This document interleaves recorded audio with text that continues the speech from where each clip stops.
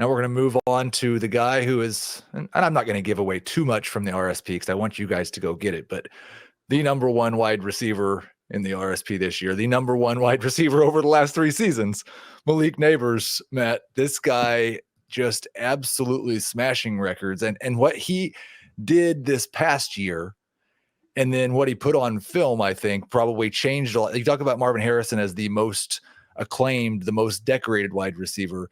And there was a much bigger gap in perception between these two before this year, right? Oh yeah, absolutely. It was, I mean, so much so that, I do Devy leagues, and I was picking Marvin Harrison Jr. like 3 years ago and Right. didn't know anything about Malik Nabers.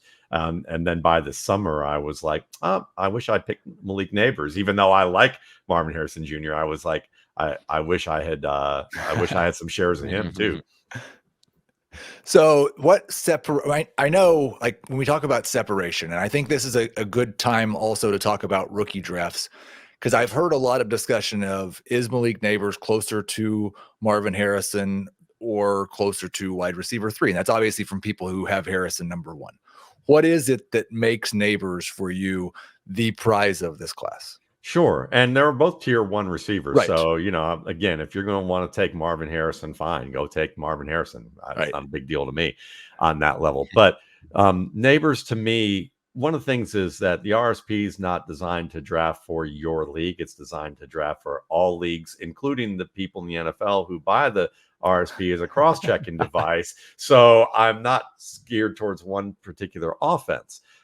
So Nabers, to me, like, while Dan made a good point that he's very good at the stick release and the using jabs and things like that, I saw a whole repertoire of releases that I thought were great against press coverage, and the artistry was there. He knew how to use his feet first. He knew how to use double ups. He knew how to use the stick and double up as a kind of a fastball slider kind of combination, change up type of thing. He understood how to use 3 quicks and 1-step stretches and 2 quicks and the different types of handwork that he used. He could really counter very well. His route running with the pacing that he did was advanced. And then his ability at the catch point, he's someone that, like Marvin Harrison, can go up and win the ball.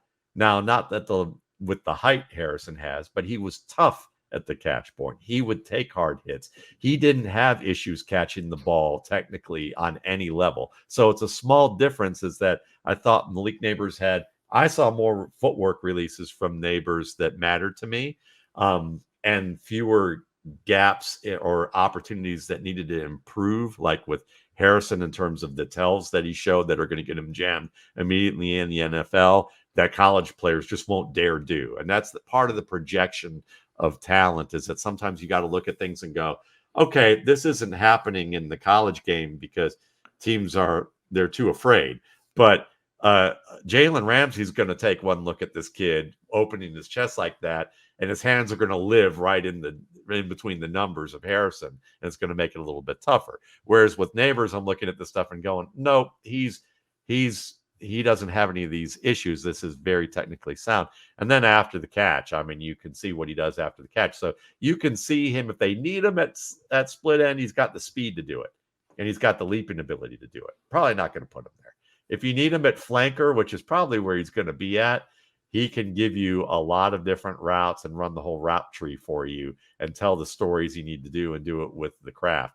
And he can win over the middle and win after the catch. And if you need him in the slot, well, if you get the luxury of putting this guy in the slot, he's going to kill you.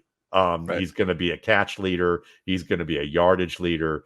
He's going to make big plays for you. And so he's got the widest variety of potential to just be a dynamic player for you.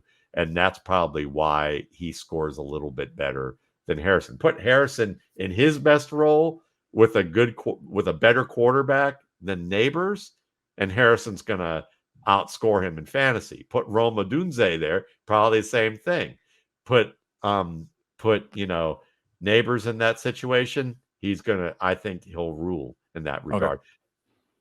And I really like that breakdown for Neighbors, because I think for fantasy purposes, he could end up being a better prize pick for all those reasons. I look for fantasy, I look for, can you win at all three levels as a receiver? And he can. He wins short, intermediate, and deep. And he wins deep. You talked earlier, Heath, you asked Matt, like, can a receiver get better at that? And you're discussing releases and the ability in your routes now. I believe you can get better at your release off the line of scrimmage, but as far as like getting better at the top of the route stem, like as far as breaking down your hips, the ankle flexion, all those things, some of that to me is just natural. And you can watch Neighbors on these double moves, and it's like these DBs are playing 15 yards off coverage to begin with, and it doesn't matter. It doesn't matter how much space they give him. They're completely left out. Like, you watch some of these, I broke down a few games for the Big Blue Banter podcast, and there was like 40, 50-yard bombs that were just left on the field where Jaden Daniels either underthrew him or just missed the read, where Neighbors created the separation. And then Matt mentions after the catch, he reminds me in some ways of Kadarius Toney after the catch, which is crazy because he was one of the best receivers I ever studied for the Giants, at least after the catch. And he reminded me of Alvin Kamara with the contact balance. Like, Neighbors' contact balance, you only truly see that usually for running backs, but you see it with a receiver here. So for fantasy purposes, I actually feel like I haven't really done my rankings yet for Dynasty, but I'm considering moving, even though I like Harrison better for the NFL, moving him ahead of Harrison, because what we look for in the fantasy game, he may offer more. That's good stuff. One thing I wonder, Matt, and we don't talk about age a whole lot. And we had this weird time, and there'll be a little bit of that still this year with the last couple of years because of COVID, where we had guys that were 24 years old or not the early declares. And most of the guys we're going to talk about today, they are. But still, Malik Nabers almost a full calendar year younger than Marvin Harrison Jr. And for me, I know like that age 18 to 22 development is pretty huge. Does it give him any bonus in your mind, the fact that he's doing this at 20 years old or 19 years old, like being that much younger? Well, I'm not one to really study that, to be honest, but I'm going to quote someone who I know does and had a really good conversation with them about this. And that's Dwayne McFarland over at Fantasy Life. He used to write at the RSP way back in the day. Yes. And he's just come out with a wide receiver model. And one of the things that he talked about, because we were talking about age as well, and because I got some questions about with quarterbacks, and I said, my feeling with quarterbacks is look, it's such a hard position, and there's so many variables that honestly, the older you are, the more the game slows down for you. If Steve Young's saying, I didn't really understand how much the game slowed down to me until I turned about 30, then maybe we should not do that with quarterbacks, because there's too much. But with wide receivers, one of the things he mentions in his model is that when the wide receiver plays for a team where you can quantify that their level of competition and their level of success as an offense is really strong, and it's a strong team, and that wide receiver starts early in his career at an early age, that means he's beaten out some really quality prospects to get on the field and earn, even if you're just earning playing time at Alabama or LSU, then that's a statement about how talented you actually are. So yes, I think from Dwayne's perspective, you're going to get bonus points probably for that. And I can see the logic for that. Now, does that mean that it's a curse for a player who's very talented, who doesn't come from a good program, who waited later to develop? Not necessarily. It just depends on the skills that he's lacking. Are they things that he already has? Like, as Dan mentioned, does he have the bend, the hip flexion, and it shows up in other areas, but it doesn't quite show up with at the top of his stem, but you see it with changing direction skills already, or with a different type of route? Then you can project maybe that there's a potential for some success there.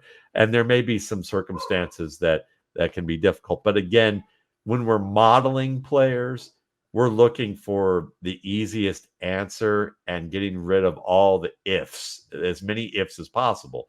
So I like to deal in ifs.